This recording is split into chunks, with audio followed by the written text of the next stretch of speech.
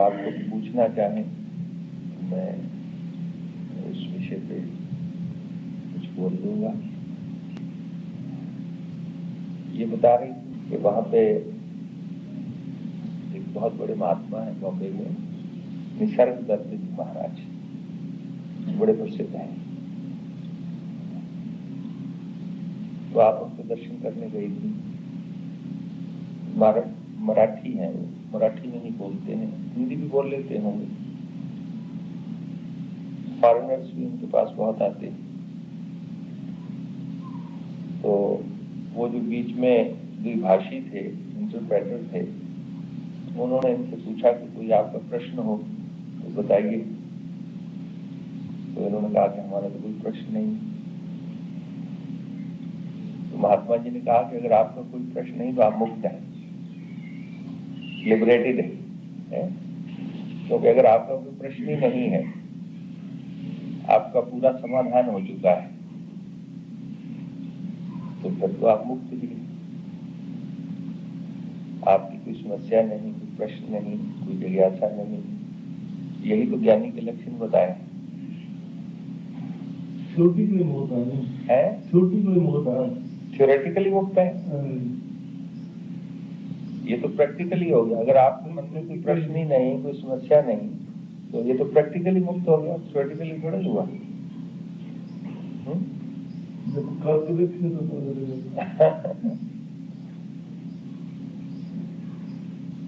मैं एक बार जब झाड़ी में था तो एक बार देहरादून से तहसीलदार आए, तो हमने उनसे यही पूछा कि आपका कोई प्रश्न हो। तो वो कहने लगे जी कि कोई एक प्रश्न हो तो हम करेंगे। इतने प्रश्न हैं और इतनी समस्याएं हैं कि जिनका कोई अंत ही नहीं। कोई एक आध प्रश्न हो तो करें।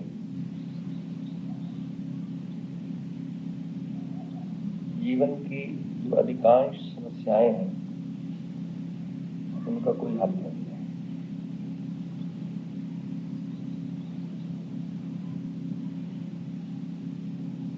उन समस्याओं से ऊपर उठना पड़ता है।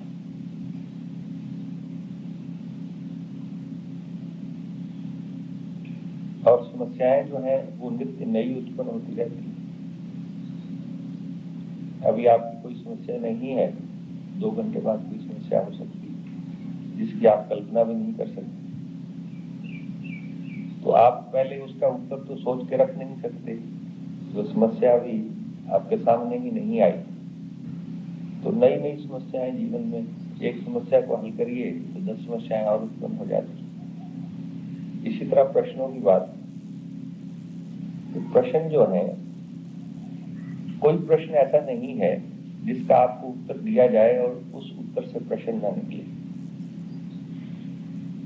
और प्रश्न का समाधान होता भी अपने अंदर से ही, बाहर से तो केवल एक कौतूहल दूर होता है। आपकी बुद्धि के अंदर एक प्रश्न उठा, मैंने उसका उत्तर दिया। अगर वो उत्तर युक्ति संगत होगा, शास्त्र सम्मत होगा और जैसे आपके विचार हैं उसके अनुकूल बैठेगा, तो वो आपका जो बुद्धि के अंदर एक कौतूहल हुआ है वो दूर हो जाएगा थोड़ी देर के लिए। लेकिन उससे समाधान नहीं हो जाएगा, क्योंकि हमने देखा है कि यहाँ लोग आके एक प्रश्न करते हैं, उसका उत्तर देते हैं, फिर वो दूसरे साल आके वही प्रश्न करते हैं, फिर तीसरे साल आके वही प्रश्न करते हैं, या दूसरे किसी महात्मा के पास जाएंगे तो उसके पास फिर प्रश्न पूछेंगे वो। तो उसका कारण क्या है? उसका कारण ये है कि मनुष्य जो है, मनुष्य क्या है? वो तो बहुत सारी चीजों से मिलकर बना हुआ है। उसके अंदर बुद्धि भी है, हृदय भी है, प्राण भी है, शरीर भी है, और भी कुछ होगा जिसको मनुष्य जानता नहीं। इन सब का जो संघात है वो मनुष्य है। तो कई बार ऐसे होता है कि बुद्धि जो है उसका तो समाधान हो जाता है, हृदय का समाधान नहीं होता है। और बुद्धि और हृदय की दिशाएं बिल्कुल ही इसलिए अलग है। हृदय का समाधान तो प्रेम से ही होता है, तर्क से नहीं होता। और बुद्धि जो है वो प्रेम को समझ ही नहीं सकती, बल्कि जहां आप अकल लड़ाने लगेंगे वहां प्रेम आपको प्रतीत होगा कि ये तो भावुकता है, केवल प्रेम। बुद्धि जो है वो हृदय को नहीं समझती, और हृदय जो है, अब वैसे तो आपने सुना है कि प्रेम अंधा होता है।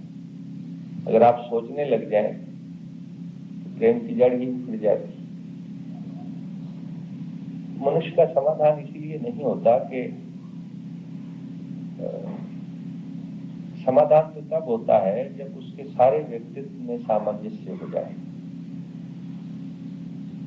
जैसे बुद्धि प्रतीत करती है, हृदय भी वैसे ही प्रतीत करे। प्राण जो है और शरीर जो है, अब आप अगर विचार करेंगे तो आपको प्रतीत होगा कि ये जो तत्व है, शरीर है, प्राण है, मन है, बुद्धि है, प्रायः इनके धर्म अलग अलग हैं और विपरीत है। जैसे शरीर है तो ये आराम ही चाहता है, शरीर तो प्रधान है, जड़ है, जड़ता ही इसका स्वभाव है। और प्राण जो है उसका स्वभाव एक्टिविटी है, क्रिया है। अब ये विरोध है। प्राण की आकांक्षा होती है कि हर वक्त जो प्राणमय व्यक्ति होते हैं, जिनके अंदर क्रिया शक्ति प्रधान होती है, वो हर वक्त चाहते हैं कुछ करते ही रहे, करने के बिना उनको चैन ही नहीं। ये प्राण का धर्म है। प्राण का धर्म जो है, क्योंकि प्राण रजोगुण से उत्पन्न होता है, प्राण का धर्म है एक्टिविटी, क्रिया, इच्छा। और शरीर जो है इसका धर्म है जड़ता। तो अब ये विरोध है। प्राण कुछ करना चाहेगा और शरीर जो है वो चाहेगा कि कुछ भी ना करो, जड़ता उसका स्वभाव है। तो अब ये जो, जैसे मनुष्य के शरीर के अंदर देखिए आप, अग्नि भी है, जल भी है। अब वैसे देखिए तो जल और अग्नि का विरोध है। तो सारे व्यक्तित्व के अंदर जब सामंजस्य होता है तब व्यक्ति का समाधान होता है। केवल बुद्धि की जिज्ञासा दूर हो जाने से, जिज्ञासा पूरी हो जाने से, बुद्धि का प्रश्न जो है उसका उत्तर मिल जाने से सारे व्यक्तित्व का समाधान। बुद्धि से तो आपने बहुत कुछ जान लिया है। बुद्धि से आपने जान लिया क्रोध नहीं करना चाहिए, लेकिन क्रोध हो जाता है, क्रोध कर लेती। बुद्धि से आप जानते हैं कि मोह जो है उससे दुख होता है, लेकिन फिर भी आप मोह छोड़ नहीं सकते। तो बुद्धि की जानकारी जो है आपकी, उससे कोई जीवन की समस्याएं हल तो नहीं, कोई दुख दूर नहीं हुआ।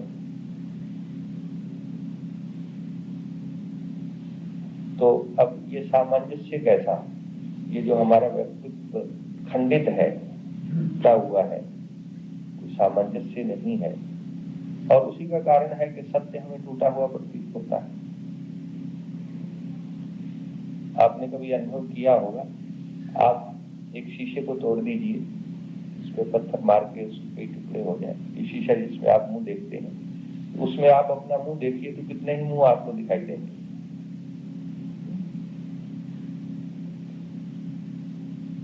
तो अब मुंह तो एक ही है, लेकिन टूटे हुए शीशे में अनेक मुंह दिखाई देते हैं। इसी तरह सत्य जो है वो तो अखंड है, खंडित नहीं है। लेकिन अगर आपका व्यक्तित्व टूटा हुआ है, उस व्यक्तित्व के माध्यम से जब आप सत्य को देखते हैं तो सत्य टूटा हुआ दिखाई देता है। अनेकता दिखाई देगी, विविधता दिखाई देगी, डाइवर्सिटी। ये सारी जो संसार की विविधता दिखाई दे रही है, उसका कारण ही यही है कि मनुष्य का मन जो है वो विभाजित है।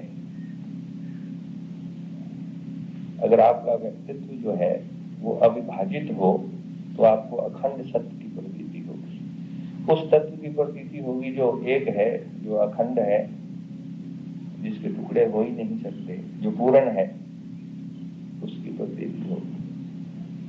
और ये जो अखंड व्यक्तित्व है, इसी को उपनिषदों में ऋतंभरा प्रज्ञा कहा है। ऐसी प्रज्ञा, ऐसी इंटीग्रेटेड कॉन्शियसनेस, इसमें सत्य का आभास होता है। सत्य जैसा है वैसा नहीं जैसा हम सत्य को समझते हैं। उसमें परमात्मा का वैसे ही बोध होता है जैसे परमात्मा है, वैसा नहीं जैसे हम परमात्मा को मानते हैं। अब आप देखिए, हर एक व्यक्ति जो है परमात्मा के संबंध में उसकी अपनी अपनी धारणा है, अपनी अपनी मान्यता है। कोई कहता है कि परमात्मा जो है उसके 4 हाथ हैं और एक हाथ में उसके गदा है, एक हाथ में शंख है, एक हाथ में कमल है। कोई कहता है परमात्मा का रूप ही नहीं, वो तो अरूप है। कोई कहता है कि परमात्मा जो है वो सर्वशक्तिमान है, कृपालु है, दयालु है, सृष्टि की रचना करने वाला है। और कुछ लोग कहते हैं कि परमात्मा तो निर्गुण है, तो कोई गुण ही नहीं। तो अब ये अनेक धारणाएं भगवान के संबंध में है, सत्य के संबंध में है। कोई उसे कुछ मानता है, कोई कुछ मानता है, कोई कुछ मानता है।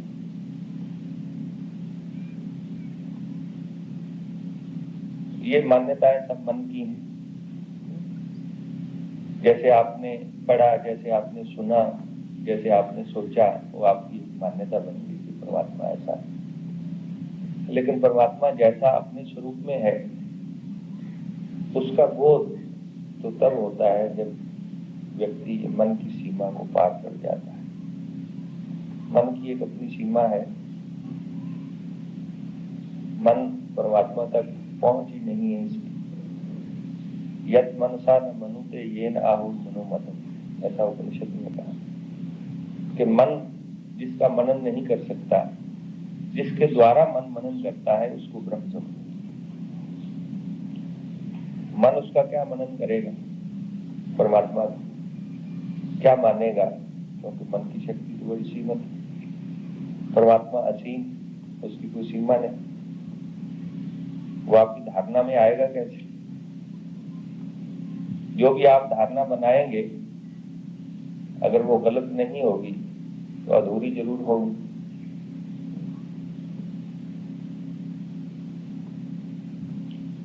और मन जो है वो हर एक व्यक्ति का अलग अलग संस्कारों से बना हुआ। जैसा आपने पढ़ा, जैसा आपने सुना, जैसा आपने सोचा, जैसे आपको बताया गया, जैसे समाज में आप हैं, जैसे आपके पिछले संस्कार हैं या पिछले कर्म हैं और उन कर्मों से संस्कार बने हुए हैं, उनसे आपके मन की रचना हुई। तो मन जो है वो तो स्वयं ही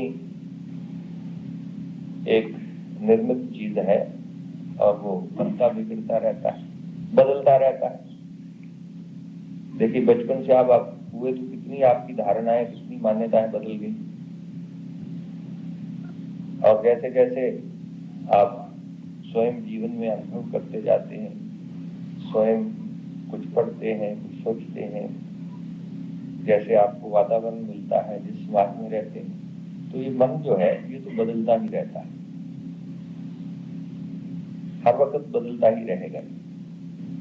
2 दिन हुआ हम ऋषिकेश गए थे, तो किसी ने एक महात्मा जी से प्रश्न किया, स्वामी योगेश्वरानंद जी से। कहने लगे मन जो है इसको रोके कैसे? तो उन्होंने कहा कि मन कभी रुकता नहीं। उन्होंने कहा कि जैसे शरीर में हर समय परिवर्तन होता रहता है, भले ही वो परिवर्तन आपको प्रतीत हो या ना हो। अब देखिए पहले बचपन में शरीर कैसे था, फिर धीरे धीरे ये विकसित होता गया, ग्रोथ होती गई, अब इसमें डिके होता जा रहा है। तो हर वक्त एक क्षण भी ऐसा नहीं जब शरीर में परिवर्तन ना हो रहा हो। तो वो कहते हैं कि मन भी ऐसा ही है, और मन को भी तो शरीर ही कहते हैं, मन को सूक्ष्म शरीर कहते हैं, ये स्थूल शरीर है। तो वो कहते हैं सूक्ष्म, उन्होंने उत्तर दिया कि ये जैसे शरीर हर समय बदलता रहता है, ऐसे मन भी हर समय बदलता रहता है। बदलने का अर्थ है कि क्रियाशील रहता है, निष्क्रिय नहीं हो सकता। तो आप इसको रोकेंगे कैसे? तो फिर आपकी सारी साधना किस लिए हुई? आप कहते हैं कि मन को रोकना है, मन को स्थिर करना है, मन बड़ा चंचल है, इसको रोकना है। और अर्जुन ने भी यही पूछा भगवान से कि मन बड़ा चंचल है, इसको पकड़ूं कैसे, इसको कंट्रोल कैसे करूं? तो अगर ऐसा माना जाए कि मन जो है ये तो कभी रुकता ही नहीं है, तो फिर ये आपका जब तक और साधना ये सारी किस लिए? मैं ऐसा मानता हूं कि मन जो है ये जिसको अंग्रेजी में एक ऐसे शब्द आता है एम्फीबियस बीइंग। कुछ ऐसे प्राणी होते हैं जैसे वो जल में भी चल जाते हैं, आकाश में भी उड़ जाते हैं, पृथ्वी पे भी चल जाते हैं। कुछ तो ऐसे प्राणी है ना जो केवल जल के अंदर, जैसे मछली है वो जल में ही विचरण करती है, पृथ्वी पे बाहर वो आ ही नहीं सकती। कुछ ऐसे प्राणी हैं जो केवल पृथ्वी पे ही चलते फिरते हैं, जल में नहीं जा सकते। कुछ ऐसे हैं जो आकाश में ही उड़ते हैं। कुछ ऐसे भी जानवर होते हैं जो जल में भी विचरण करते हैं, पृथ्वी पे भी चल सकते हैं, आकाश में भी उड़ सकते हैं। तो मन एक ऐसी चीज है कि ये प्रकृति के भी तद्रूप हो सकता है और आत्मा के भी तद्रूप हो सकता है। ये एक बॉर्डर है दोनों के बीच में, जिसको आप बफर जोन कहते हैं, दो स्टेट्स के बीच में। एक तरफ प्रकृति है, एक तरफ पुरुष है और बीच में मन है। तो मन जो है जब प्रकृति के तद्रूप होता है तो इसको अपने अंदर अपूर्णता की प्रतीति होती है, जड़ता की प्रतीति होती, जड़ हो जाएगा। प्रकृति के साथ तद्रूप होगा तो जड़ होगा, चंचल होगा। और आत्मा के तद्रूप होगा तो आत्मा तो स्थिर है। क्योंकि महात्मा जी ने भी ये कहा था कि एक तत्व हमें ऐसा मानना पड़ेगा कि जिसमें कोई परिवर्तन नहीं है।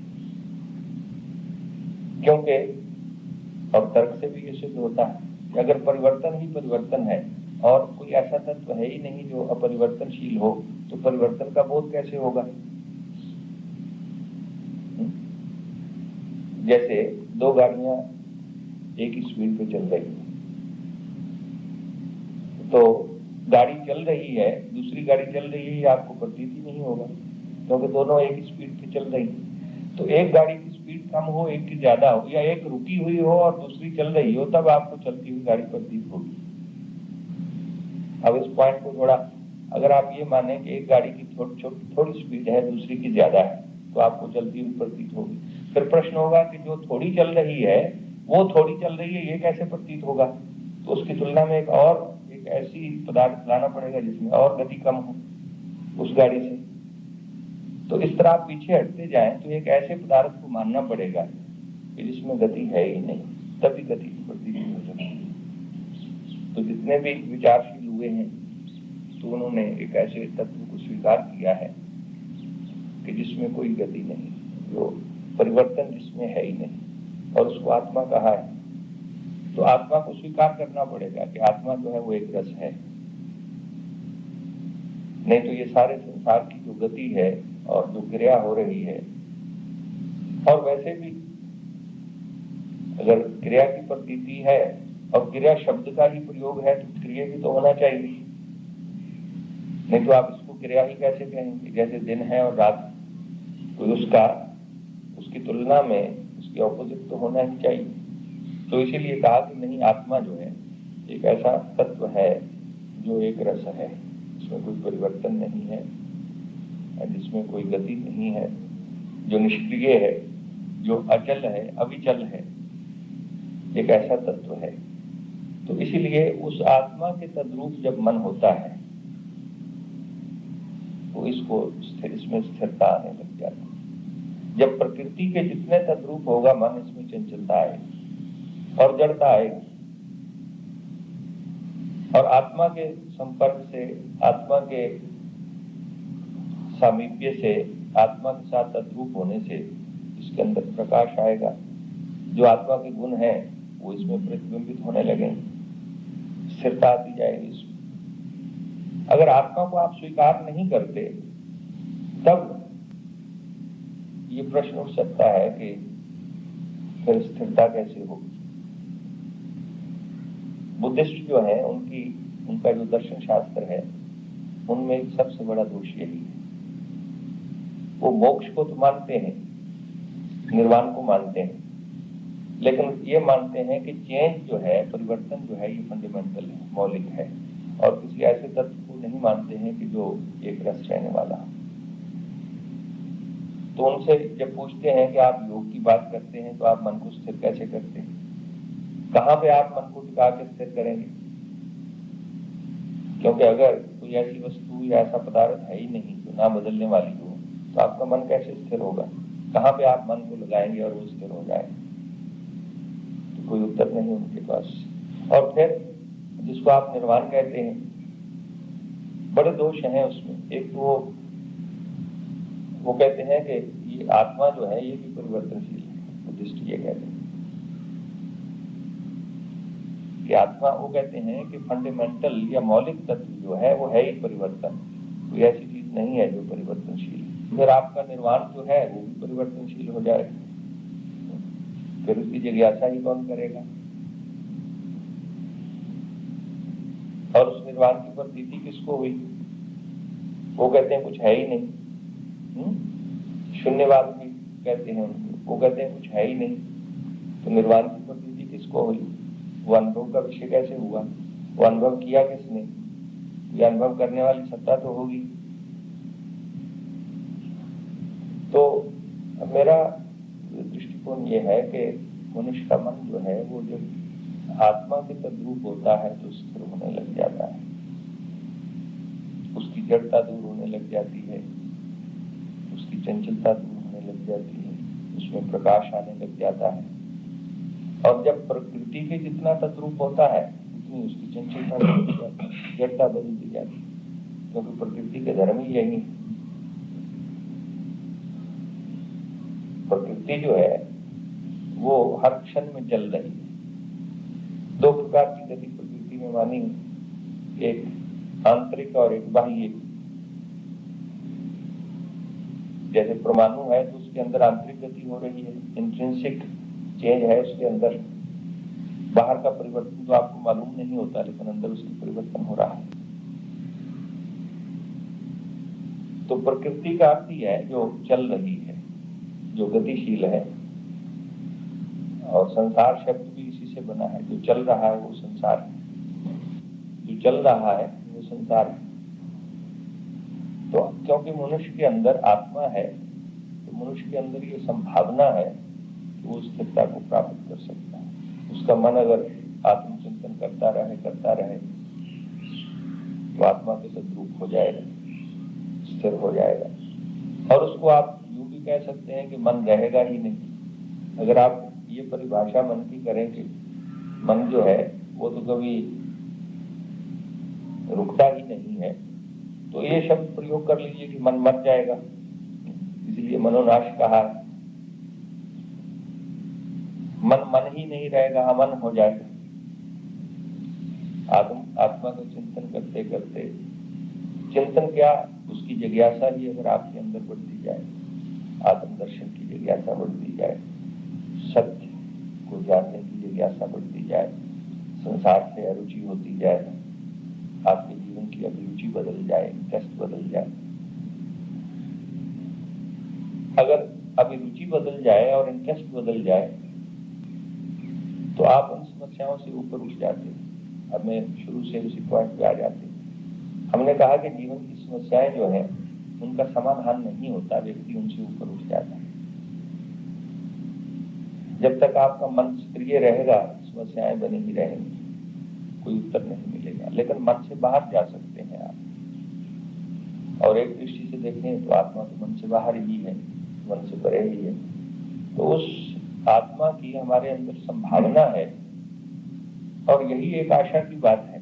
या मनुष्य के साथ शरीर लगा हुआ है और शरीर अपूर्ण है, और जब तक शरीर है ये समस्या बनी ही रहेगी। तो अब उस समस्या से आप ऊपर उठ सकते हैं। तो ऊपर उठने का उपाय तो है, लेकिन सारी समस्याएं हल नहीं होती। ऊपर उठने का उपाय यही है कि आपके जीवन की अभिरुचि बदल जाए, इंटरेस्ट बदल जाए। आप जो अब संसार को चाहते हैं फिर आप भगवान को चाहने लगते। तो संसार की बातें जो हैं वो आपके चित्त में विक्षेप नहीं करेंगे। हो गई तो अच्छी, ना हुई तो अच्छी। और अगर आप इसमें बड़े इंटरेस्टेड हैं, बड़ा महत्व देते हैं इसको, तो छोटी छोटी बातें जो हैं वो आपके चित्त में विक्षेप करेंगी। तो समस्याओं से ऊपर उठने का उपाय तो यही है कि आपके जीवन की अभिरुचि बदल जाए। अब जो आप संसार को चाहते हैं और संसार की छोटी छोटी बातें हमारे अंदर दुख सुख पैदा करती हैं, अगर ये अभिरुचि भी बदल जाए, समस्याएं जो हैं उनसे आप ऊपर उठ जाएंगे। और फिर अगर परमात्मा का बोध हो जाए, अभिरुचि बदल जाए तो ही समस्याएं कम हो जाती हैं। अगर परमात्मा की तरफ रुचि हो जाए तो ही समस्याएं कम हो जाए, और अगर उसका बोध हो जाए तो फिर तो समस्या क्या रहेगी, फिर प्रश्न क्या रहेगा। यही इसीलिए तो परमात्मा के बोध की आवश्यकता बताई। तो मनुष्य की जितनी अपूर्णता है, जितनी दरिद्रता है,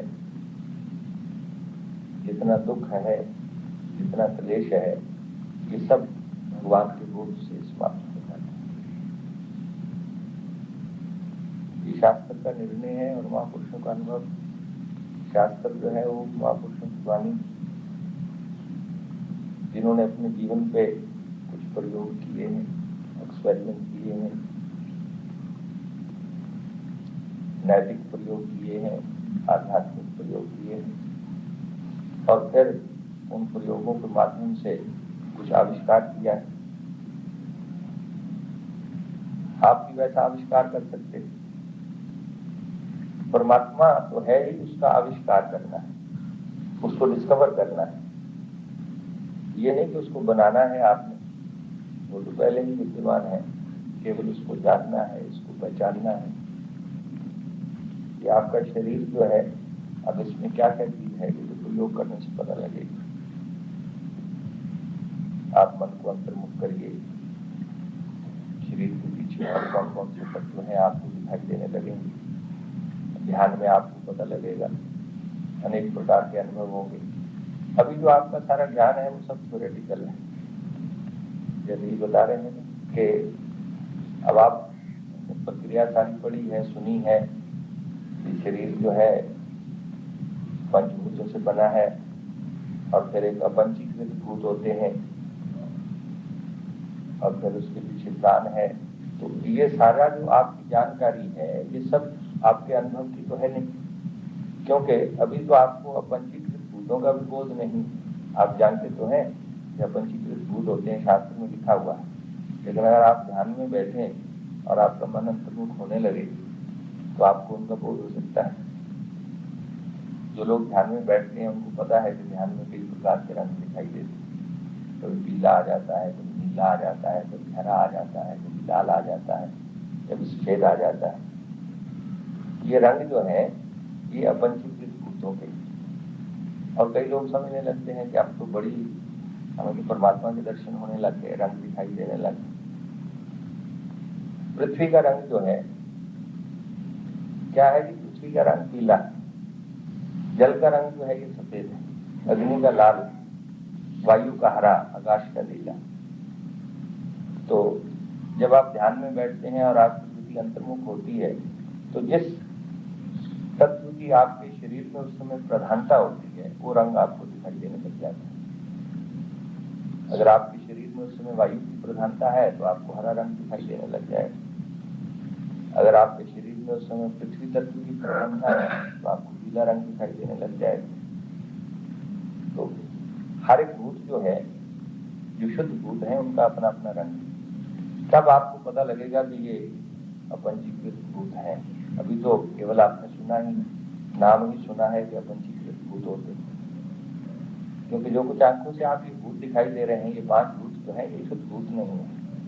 ये जो पृथ्वी आप देख रहे हैं, इसमें आधा हिस्सा तो पृथ्वी का है और बाकी आधे हिस्से के 4 हिस्से करते हैं, तो एक एक हिस्सा बाकी 4 तत्वों का है। ये शुद्ध पृथ्वी नहीं है जो आप देख रहे हैं। इसमें जल भी है, आकाश भी है, वायु भी है, अग्नि भी है। ये शुद्ध पृथ्वी नहीं है। इसी तरह जो आप जल देखते हैं ये शुद्ध जल नहीं है, उसके अंदर अग्नि भी है। आप प्रकट कर रहे हैं ना कि सामने किले में लगाया है उन्होंने टरबाइन, और जल से अग्नि प्रकट, बिजली प्रकट कर रहे हैं। तो ये जो जल है ये शुद्ध जल नहीं है। ये पृथ्वी जो है आपको दिखाई देती है, ये शुद्ध पृथ्वी नहीं है। ये वायु जो है ये शुद्ध वायु नहीं है। ये पंचीकृत भूत है, शुद्ध भूत नहीं है, जिनको शास्त्र में या योग दर्शन में तन मात्राएं कहा। एक पृथ्वी की तन मात्रा का बोध तो तब होगा जब आप ध्यान में जाएंगे। शुद्ध पृथ्वी का बोध तब होगा ध्यान में। इसी तरह शुद्ध जल का बोध आपको ध्यान में होगा। और फिर उसके पीछे प्राण है, उसके पीछे मन है, तो मन के कितने स्तर हैं।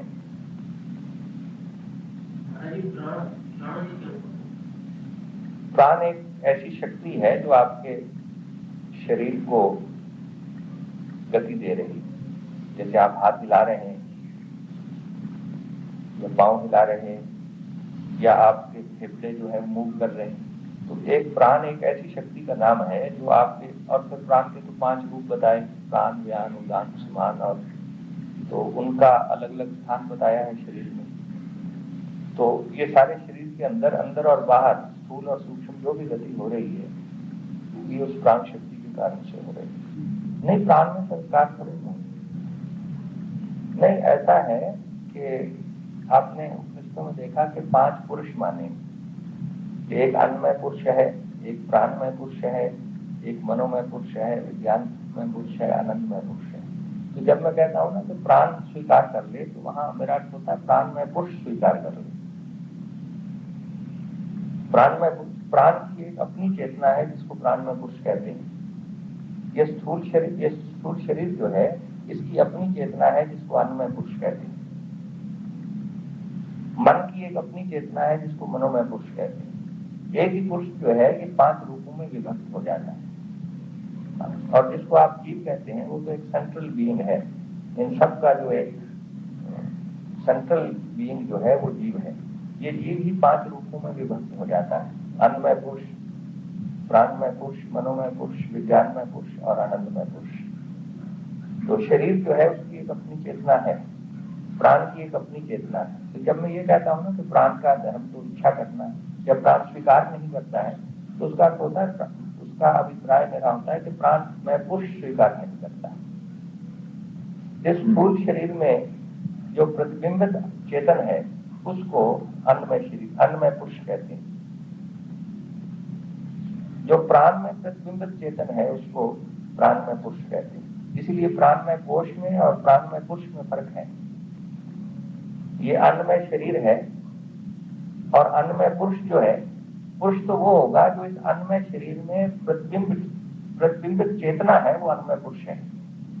समझ गई?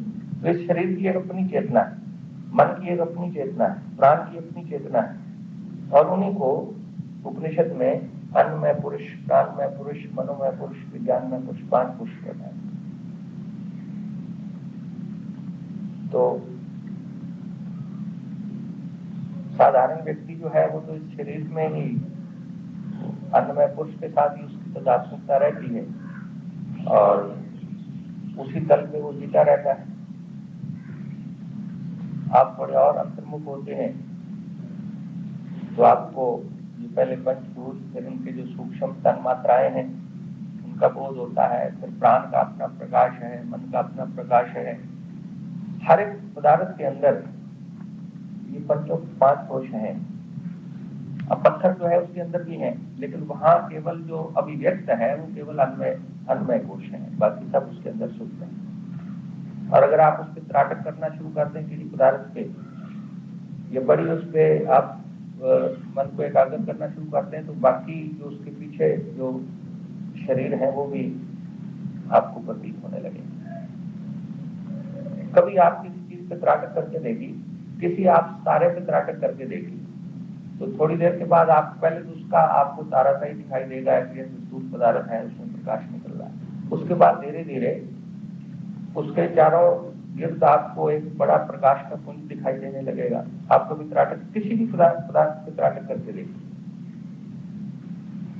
बहुत वर्षों की बात है, मैं झाड़ी में था तो एक परमारथ से माता आई, तो उन्होंने एक प्रश्न किया। कहने लगे कि मैं जब अपने इष्ट का मूर्ति का ध्यान करती हूँ तो क्या होता है कि ध्यान करते करते वो मूर्ति अलग हो जाती है, और वैसे ही जैसे मूर्ति का आकार है और आकृति है, वैसे ही एक प्रकाश में पुंज जैसा अलग हो जाता है, वैसे ही रूप, और वो प्रकाश में होता है, और प्रतीत होता है कि मूर्ति अलग है और वो प्रकाश अलग है।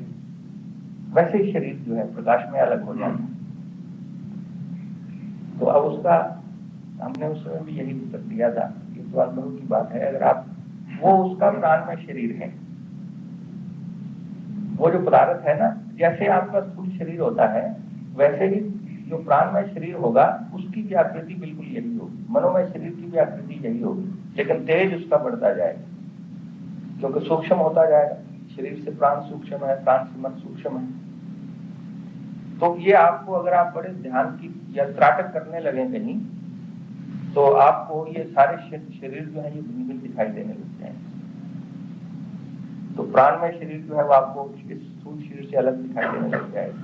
और उन्होंने हमें कहा कि ऐसा प्रतीत होता है कि मूर्ति तो वहीं पड़ी रहती है, और वैसे ही जो प्रकाशमय शरीर है वो मेरी तरफ आना शुरू हो जाता है और मेरे शरीर में विलीन हो जाता है। तो वो कहने लगे कि ये दो कैसे हो जाते हैं? तो ये दो हो जाते हैं ऐसे क्योंकि हैं भी दो। ये आप, अगर आप बड़ी अंत में एक ऐसी अनुभूति है कि जहां पर द्वैत रहता ही नहीं है, लेकिन अगर आप पहले थोड़ा अंतर्मुख होंगे तो आपको ये सारी पहले भिन्नता प्रतीत होगी। ये शरीर है, प्राण अलग है, मन अलग है, बुद्धि अलग है, ये सारे तत्व अलग अलग दिखाई देंगे आपको। अब तो कुछ दिखाई नहीं देता, सिर्फ शरीर ही दिखाई देता है, ना तो प्राण दिखाई देता है, ना मन आपको अलग दिखाई देता है, ना आपको प्राणमय शरीर दिखाई देता है, ना मनोमय शरीर दिखाई देता है। इन सबको आप ध्यान के द्वारा अलग देख सकते हैं। और अंतर्मुख होने में जब आपके ध्यान की प्रगाढ़ता होगी तो पहले ऐसे ही अनुभव होते हैं। आगे जो अनुभव है जहां बिल्कुल सारा संसार लुप्त हो जाता है वो तो अंतिम अनुभव है। पहले तो ऐसे ही अनुभव होते हैं कि आपको रंग दिखाई देंगे, फिर आपको प्राण का प्रकाश जो है वो दिखाई देगा, फिर मन का प्रकाश दिखाई देगा। ये पहली अनुभूतियां हैं। और वो तो अंतिम जो निर्विकल्प समाधि है कि जिसमें जाके ये सारा संसार जो है लुप्त ही हो जाता है और ये सारी आकृतियां और सारे शब्द और सारे नाम और सारे रूप जो है ये सब लुप्त हो जाते हैं। वो तो एक, और जहाँ ज्ञाता और ये अलग ही नहीं रह जाते, ये जो है वो ज्ञाता में विलीन हो जाता है, दृश्य जो है दृष्टा में विलीन हो जाता है। वो तो अंतिम अनुभूति है। उसके पहले तो आपको सारी ये विविधता प्रतीत होगी। ये सारा जो, इसको आप विज्ञान कह लेंगे शरीर का, ये स्थूल शरीर है, सूक्ष्म शरीर, प्राणमय शरीर है, फिर मनोमय शरीर है। ये सब शरीरों को आप अलग अलग ध्यान में देख सकते हैं। तो मैं जब ये कहता हूं कि प्राण की अपनी इच्छाएं हैं, तो उस समय मेरा अभिप्राय होता है प्राणमय पुरुष की अपनी इच्छाएं। शरीर अन्नमय पुरुष जो है वो हर वक्त जड़ता ही चाहते, क्योंकि ये तो जड़ है। तो ये जो आपकी इच्छा होती है कि हर वक्त शरीर को आराम भी मिले और पड़ा ही रहे और कुछ करे ना, इस तरह की ये सारी अन्नमय पुरुष की आकांक्षा है। प्राणमय पुरुष की आकांक्षा है हर वक्त कुछ करता ही रहे, क्योंकि वो एक क्षण भी रुक नहीं सकता है, वो तो गति रूप ही है। तो इसलिए ये ऐसे संकेत क्या ऐसे स्पष्ट रूप से तैत्तिरीय उपनिषद में इसका वर्णन है। आप इसको देखिए, और देखने से कुछ नहीं होगा, आप सब अभ्यास करेंगे तो इन बातों का अनुभव भी होगा। अन्नमय पुरुष है, फिर और ये पुरुष जो है आगे और शरीर जो है ये कैसे एक दूसरे के अंदर व्यापक हैं।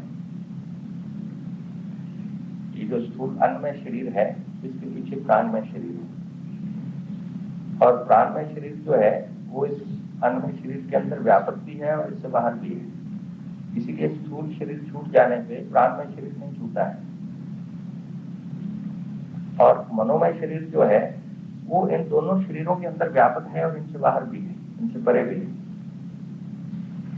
और उसके आगे जो विज्ञानमय और आनंदमय शरीर है उसकी तो अभी आप इसके बारे में कल्पना भी नहीं कर सकते, क्योंकि साधारण व्यक्ति तो ज्यादा से ज्यादा कोशिश करता है तो मनोमय स्तर पे जीता है वो, या शरीर के स्तर पे ही। साधारण व्यक्ति तो शरीर के स्तर पे ही थोड़ा और विकसित होता है व्यक्ति तो कला में उसकी रुचि हो जाती है, या म्यूजिक में हो जाती है, या दर्शन शास्त्र में हो जाती है, मन के स्तर पे जीने लग जाता है। वो एक दूसरे प्रकार का एक तो आनंद है ना जो शरीर के तल पे आपको प्रतीत होता है, जैसे आपने बड़ा स्वादिष्ट भोजन खाया और उस आनंद की प्रतीति हुई, ये शरीर का आनंद। एक है जैसे म्यूजिक, बड़ा राग जो है उसमें आपकी रुचि है और उससे जो एक आपको आनंद की प्रतीति होती है, वो क्वालिटी दूसरी है, वो एस्थेटिक है। या प्रकृति को देख के जो आनंद की प्रतीति होती है, कला में होती है, नृत्य में होती है, कविता में होती है, अलग होती है कि मन के स्तर के आनंद है, शरीर के स्तर के नहीं। तो साधारण व्यक्ति तो उनको शरीर के सुखों का भी पता होता है कि भोजन अच्छा मिल गया, बिस्तर अच्छा मिल गया, बड़ी नरम बिस्तर है, तो इन सुखों में ही वो सुख प्रतीत करते हैं। तो आगे ये मन के स्तर के सुख जो है,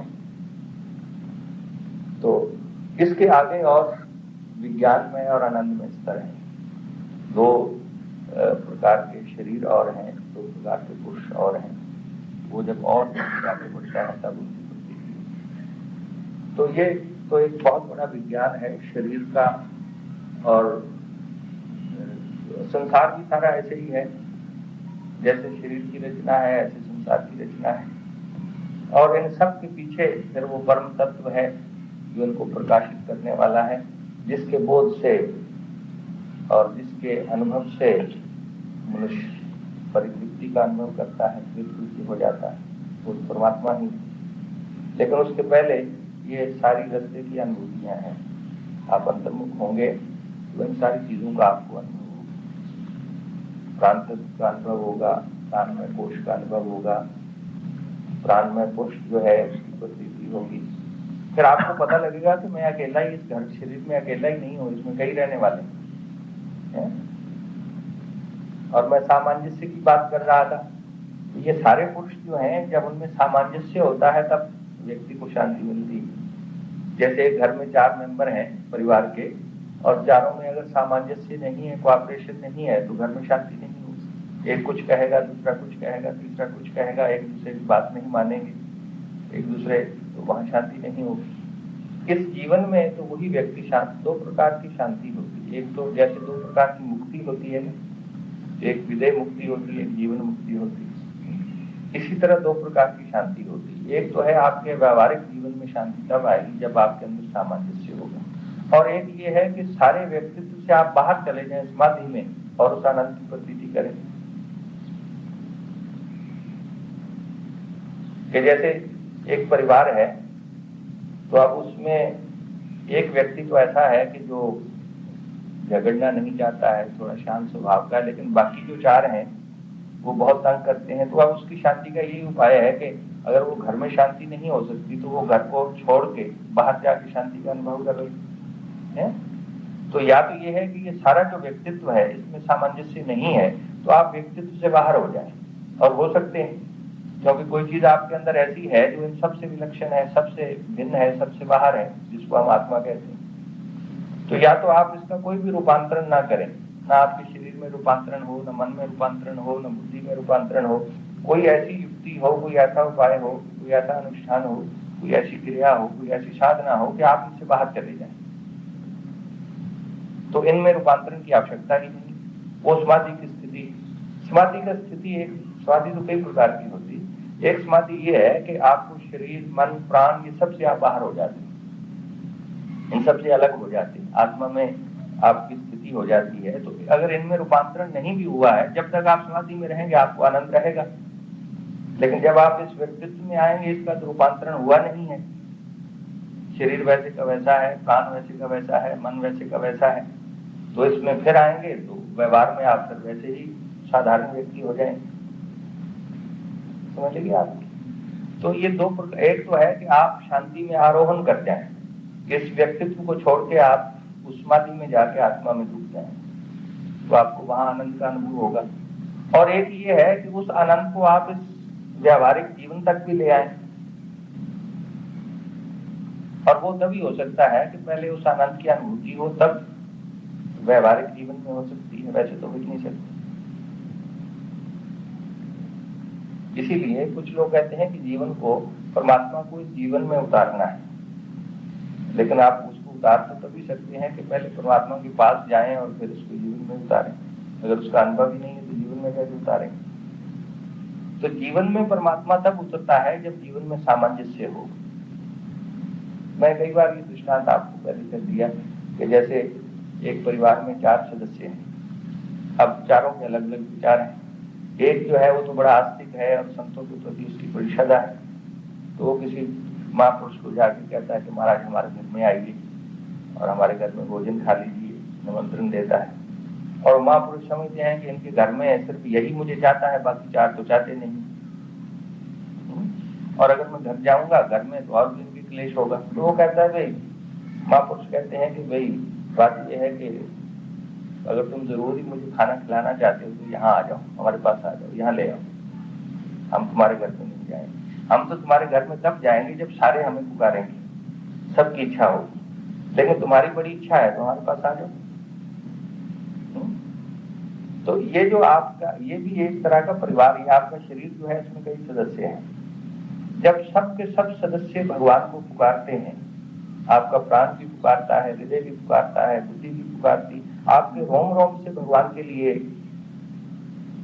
भगवान की जिज्ञासा होती है, अभिप्सा होती है, तब तो इस जीवन में, इस आपके सारे ये जो प्रगट जीवन है, इसमें उस आनंद का अवतरण होता है। नहीं तो ये है कि आप किसी विधि से, किसी प्राणायाम से, किसी अनुष्ठान से इन सबको निस्तब्ध कर दीजिए और आत्मा में लीन हो जाइए, समाधि में चले जाइए। जब तक आप समाधि में रहेंगे, आनंद में रहेंगे, और जब इस शरीर में आएंगे तो शरीर में तो सब मेंबरों का झगड़ा है, फिर वैसे वातावरण में आ जाएंगे। बेशक उसका प्रभाव जरूर होगा। इसलिए जो व्यक्ति जैसे सत्संग में जाता है तो घर में झगड़ा हो तो भी बाकी सदस्यों की निस्बत को कुछ शांति भी रहता है, क्योंकि वहां का कुछ प्रभाव लेके आता है। लेकिन अब वो घर तो एक संयुक्त परिवार है और उसमें सारे लोग हैं, तो कुछ ना कुछ तो वहां पर गड़बड़ी रहेगी है। तो इसी तरह एक, जब हम ये भी कहा करते हैं ना कि समग्रता से भगवान को पुकारिए, तो उसका अर्थ यही होता है कि आपका हृदय भी पुकारे, आपकी बुद्धि भी पुकारे, आपका प्राण भी पुकारे, आपका शरीर भी उसको पुकारे। ऐसी गहरी केवल बुद्धिगत जिज्ञासा नहीं होनी चाहिए सबकी, वो तो एक दार्शनिक की होती है। एक दार्शनिक जो है वो बुद्धि से भगवान को जानना चाहता है और इसीलिए विश्लेषण करता है। भक्त जो है वो हृदय प्रधान होता है। आपका सारा व्यक्तित्व जो है, क्योंकि जो आपके व्यक्तित्व का भाग सत्य के प्रति खुलेगा, जिसके अंदर जिज्ञासा होगी उसी के अंदर प्रकाश आएगा। जो बंद होगा उसके अंदर प्रकाश कैसे आएगा? अगर आपकी बुद्धि जो है उसमें ही केवल जिज्ञासा है तो बुद्धि में प्रकाश आएगा, हृदय बंद रहेगा, हृदय जो है वो प्रकाशित ही नहीं होगा। लेकिन पहले तो साधारण व्यक्ति जो है वो तो अपने आप को एक सा महसूस करता है, और एक भी क्या महसूस करता है कि मैं शरीर ही हूं। लेकिन इसके अंदर जो प्राण है, जो मन है, जो बुद्धि है, ये सारे इनकी अपनी अपनी चेतना है। ये एक बड़ा शरीर एक प्रकार का घर है, उसमें कई सदस्य रहते हैं। पहले आपको यही प्रतीत होगा, ये शरीर में मैं अकेला ही नहीं हूं, इसमें कई सदस्य हैं। और तो इसीलिए जीवन का सामंजस्य जो है ये बड़ा होना आवश्यक है। बुद्धि कुछ कहती है, हृदय कुछ कहता है, प्राण उसको स्वीकार नहीं करता, शरीर बिल्कुल ही स्वीकार नहीं करता। और जहां पे विरोध होगा या जहां सामंजस्य नहीं होगा, और अगर ये सामंजस्य ज्यादा बढ़ जाए, बहुत ज्यादा बढ़ जाए, तो व्यक्ति की मृत्यु हो जाती है। ये सामंजस्य ज्यादा टूट जाए, जिसको स्प्लिट पर्सनैलिटी कहते हैं साइकोलॉजी में, कि आपका मन जो है वो तो कहीं बहुत आगे बढ़ जाए और शरीर उसका साथ ना दे सके। स्वामी रामतीर्थ जब अमेरिका में थे तो उनके मन में इतना वैराग्य था उस समय, तो वहां के मनोवैज्ञानिकों ने कहा था कि अगर इनकी चित्त की स्थिति यही रही तो इनका शरीर बहुत जल्दी छूट जाएगा। क्योंकि ये जीवन जिसको आप जीवन कह रहे हैं, ये क्या है? ये आपके मन का और शरीर का संयोग ही तो है। और अगर मान लीजिए कि आपके मन में शरीर के प्रति इतना तिरस्कार हो जाए तो ये तो बिल्कुल ही व्यर्थ है, जड़ है, और मन और शरीर का संबंध ही टूट जाएगा। फिर आप जिएंगे कैसे? साधना जो है ये एक बड़ी सूक्ष्म चीज है। इसमें शरीर का बिल्कुल तिरस्कार भी नहीं करना होता, इससे तो काम लेना है। अगर शरीर के प्रति इतनी उपरामता हो जाए तो शरीर आपका छूट जाएगा। क्योंकि अगर तालमेल ही मन का और शरीर का नहीं रहा तो शरीर चलेगा कैसे? तो वहां मनोवैज्ञानिकों ने ये भविष्यवाणी की थी कि अगर स्वामी रामतीर्थ इसी वैराग्य की अवस्था में रहे तो इनका शरीर जल्दी छूट जाएगा। मन ही तो शरीर को चलाता है, और मन जो है अगर शरीर का साथ ही नहीं देगा तो शरीर कैसे चलेगा? तो ये होता है कि जब आप इसमें एक और भी प्रश्न निकल आता है। आप कई बार कहते हैं कि महात्माओं को बहुत रोग हो जाते हैं, ये महात्मा बीमार क्यों हो जाते हैं? उसके कई कारण होते हैं। एक तो बाहर के कारण है, भौतिक है, एक उसके मनोवैज्ञानिक कारण भी होते हैं कि महात्मा के अंदर एक प्रकार का संसार से, शरीर से द्वंद्व बढ़ता है। शरीर जो है उसको बिल्कुल ही व्यर्थ सा प्रतीत होने लगता है। मन का शरीर के साथ जो तालमेल है वो टूटने लग जाता है, इसलिए शरीर की अवहेलना हो जाती है। एक द्वंद्व जो है वो द्वंद्व ही शरीर पे बुरा प्रभाव डालता है। इसीलिए ज्यादा जो महात्मा लोग बीमार होते हैं उनको बीमारियां शुरू अवस्था में लगती है। जब वो बड़ी ही वैराग्य की स्थिति में होते हैं तो मन का और शरीर का तालमेल टूटने लगता है।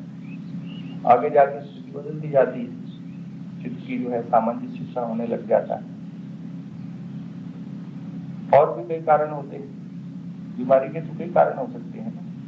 मनोवैज्ञानिक कारण भी हो सकता है, बाहर का आपको ठीक भोजन ना मिले, ठीक न्यूट्रिशियस भोजन ना मिले तो भी शरीर बीमार हो सकता है। अगर संयम नहीं है तो भी बीमार हो सकता है। कर्म रोग भी हो सकता है, तो पिछले जन्मों से ही रोग आप इनहेरिट भी कर सकते हैं, माँ बाप से रोग इनहेरिट भी कर सकते हैं। आप देखिए शरीर की दृष्टि से मनुष्य कितना स्वतंत्र है।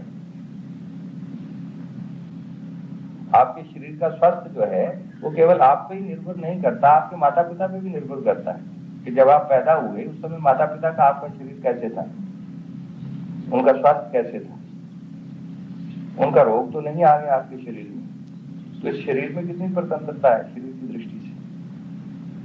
तो कई कारण हो सकते हैं। लोग पूछते महात्मा को बीमार हो जाते हैं, उनका शरीर रोगी क्यों हो जाता है, तो कई कारण हो सकते हैं। और वैसे भी महात्मा बेचारों को जो मिल जाए वो खाना पड़ता है। कहीं को ज्यादा मिल जाता है खाने के लिए तो बीमार हो जाते, कहीं को कम मिलता है तो बीमार हो जाते हैं। तो कई कारण हो सकते हैं।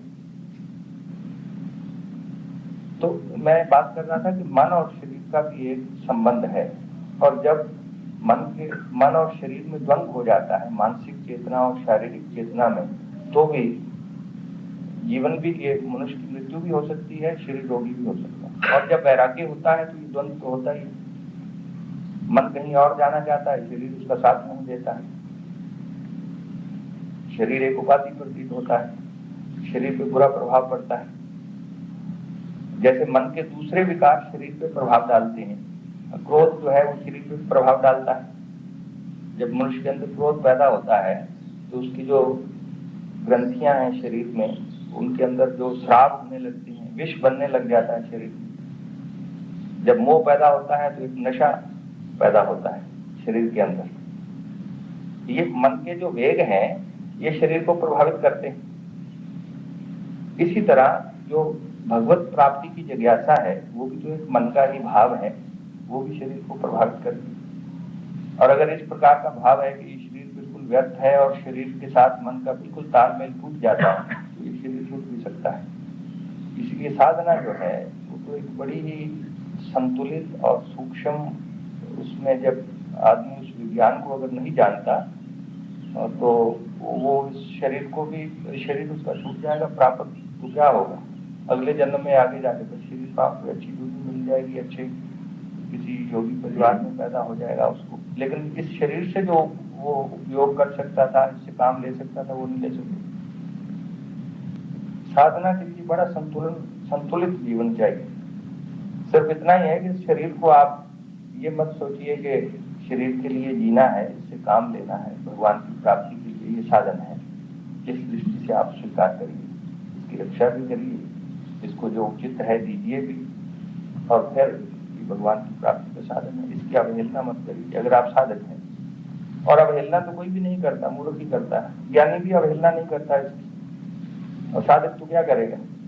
ज्ञानी जो है वो तो ना शरीर की अवहेलना करता है, ना इसका दास बनता है, ना इसके पीछे पड़ता है, उसकी तो स्थिति दूसरी, न्यूट्रल हो जाता है वो। और साधक जो है वो हर एक बात को विवेक से चलता है कि जो उसकी साधना में बात विघ्न डालती है उसको छोड़ता जाता है, जो उसकी सहायता करती है उसको अपनाता जाता है। साधना जो है उसमें बिल्कुल त्याग नहीं होता है, उसमें कुछ ग्रहण होता है, कुछ त्याग होता है। और जो ज्ञान की अवस्था है उसमें भी ना ग्रहण होता है ना त्याग होता है। और साधक अवस्था में तो ग्रहण भी होता है, त्याग भी होता है। आप सोचिए, ये तो आप अपने अनुभव से देखिए, केवल रूढ़िवादी मत बनिए। आपकी साधना में जो आपको प्रतीत होता है कि विघ्न चीज डालती है उसको आप छोड़ते जाइए। अगर अत्यंत त्याग आपकी साधना में विघ्न डालता है तो वो ठीक नहीं है। अगर आप बैठे हुए हैं, भोजन अब उससे अच्छा है भिक्षा जाके करके खा लीजिए, या आपके पास प्रबंध होना चाहिए, और बैठे हुए हैं और चिंतन भोजन का हो रहा है, आपको ध्यान ही नहीं लग रहा है, उधर भूख लग रही है, तो क्या फायदा उस त्याग का? उससे तो अच्छा है जाके भिक्षा कर लीजिए, उससे तो अच्छा है कोई प्रबंध कर लीजिए अपने भोजन का। वो आप समय जो है बैठे हुए ऐसे ही जाया कर रहे हैं। तो इसलिए बड़ी युक्ति से अगर आप, इसलिए युक्त आहार विहार से युक्त चेष्ट से कर्म से, ऐसा भगवान ने कहा, हर एक बात होनी चाहिए। किसी भी साधना जो है वो एक संतुलित जीवन है, किसी भी अति पे ना जाना, और फिर इस जीवन का सदुपयोग करना भगवान की प्राप्ति के लिए। और वैसे तो कई मार्ग हैं, आप तपस्या करने लग जाइए, गंगा किनारे जाके बैठ जाइए, बड़ी सर्दी पड़ रही है, तो ध्यान आपका कैसे लगेगा बताइए? तो सारी वृत्ति तो आपकी शरीर में ही रहेगी। जब आपको ठंडी लग रही है तो ध्यान आपको कैसे लगेगा बताइए? और अगर आप उसको ऐसी स्थिति में हैं कि आप उस ठंडी में बैठ के भी शरीर को बोल सकते हैं, तो बड़ा सुंदर अंतर्मुख हो सकते हैं इतनी ठंडी में। लेकिन अगर वो ठंडी जो है वो आपकी वृत्ति को शरीर में ही लगाए रख रही है, वो फिर तपस्या तो हो जाएगी, लेकिन अंतर्मुख तो आप हो नहीं सकेंगे। इसलिए हर एक बात युक्ति से करेगी। कई बार ये चर्चा चलती है कि लोग, मनुष्य जब उसकी प्रवृत्ति गलत होती है, प्रवृत्ति में जाता है और जैसे रहना चाहिए वैसे नहीं रहता है, तो संतप्त हो जाता है प्रवृत्ति, फिर वो जंगल की तरफ भागना शुरू करता है।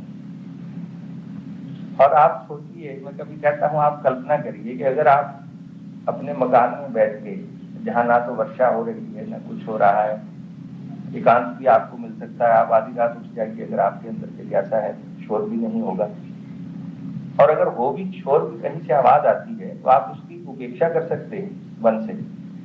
और जंगल में जो आवाजें आएंगी उसकी आप उपेक्षा कैसे करेंगे? यहाँ आप ध्यान में बैठे और मोटर निकल जाती है, तो आप मन से आप उसको इग्नोर कर दीजिए, ये मोटरें तो चलती रहें, आप इनको बंद तो कर नहीं सकते। जैसे ही आप उपेक्षा करेंगे आपका मन उधर से हट जाएगा, आप उसको स्वीकार कर लेंगे। लेकिन जंगल में बैठे और हाथी बोल पड़ेगा, उसकी उपेक्षा कर लेंगे आप? उस आवाज की तो आप उपेक्षा ही नहीं कर सकेंगे, वो तो आपके अंदर भय पैदा करेगी। कम से कम मोटर की आवाज भय तो नहीं पैदा करती।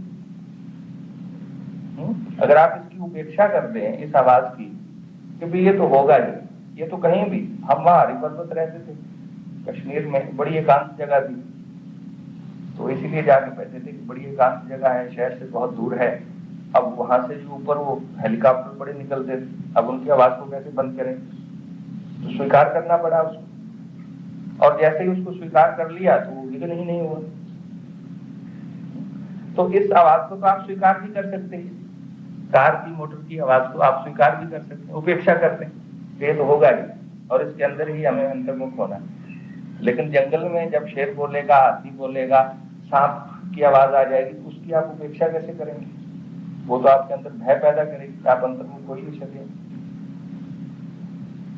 हो भी सकते हैं अगर आपको पूरा विश्वास, और अगर इतना ही भगवान पे विश्वास हो जाए कि अगर आपको हाथी की और शेर की और सांप की आवाज जो है वो आपके अंदर भय न पैदा कर सके, तो संसार क्या भय पैदा करेगा आपके अंदर, अगर इतना ही विश्वास हो जाए भगवान। तो इसलिए हर एक बात जो है युक्ति से अगर आप साधना करें, आपकी प्रवृत्ति निवृत्ति संतुलित हो, शरीर जो है उसके दास मत बने, और ये मत सोचें कि शरीर के लिए ही जीना है, भोग के लिए जीना है। शरीर को साधन माने भगवत प्राप्ति का, और इसका सदुपयोग करें, तब तो आप धीरे धीरे आपको ये सारी अंदर से मन अंतर्मुख होने लग जाएगा, युक्ति से चलेंगे तो, और फिर अंदर के अनुभव होते होते आप अंत तो गत्वा उस।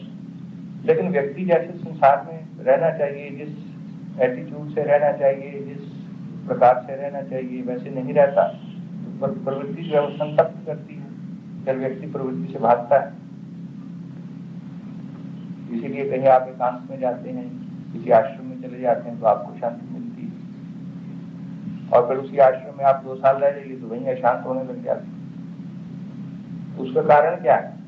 उसका कारण है कि जैसे वहां आपने राग द्वेष से वैसे आश्रम में भी होने लग जाते। पहले पहले होते नहीं, जब ज्यादा देर रहेंगे तो वही राग द्वेष यहाँ होने लग जाएंगे, और फिर वहां से आप छोड़ के तीसरी जगह जाएंगे, फिर चौथी जगह जाएंगे। तो आप अपने अपने अंदर को बदलने की चेष्टा करिए। जो दुख देने वाली चीजें हैं, जिससे आपको पीड़ा मिल रही है, वो है मोह, आपका राग है, द्वेष है, मैं और मेरा भाव है। इसको छोड़ने का प्रयास करिए और शरीर का सदुपयोग करिए। अपनी जो प्राप्त परिस्थिति है उसका सदुपयोग करिए। मैं ये नहीं कहता कि एकांत जो है उसमें ना जाइए, लेकिन अगर आपके अंदर एकांत आ जाए तो बहुत ज्यादा अच्छा है। और फिर मन की एक बहुत बड़ी ट्रिक है कि आप यहाँ बैठे हुए हैं और मन कल्पना कर रहा होगा कि ये जगह तो अच्छी नहीं है, वो पहाड़ की चोटी पे बड़ी अच्छी जगह, वहां जाके भजन करूंगा। तो वर्तमान आज से निकलता जाएगा और भविष्य की मन कल्पना करता रहेगा।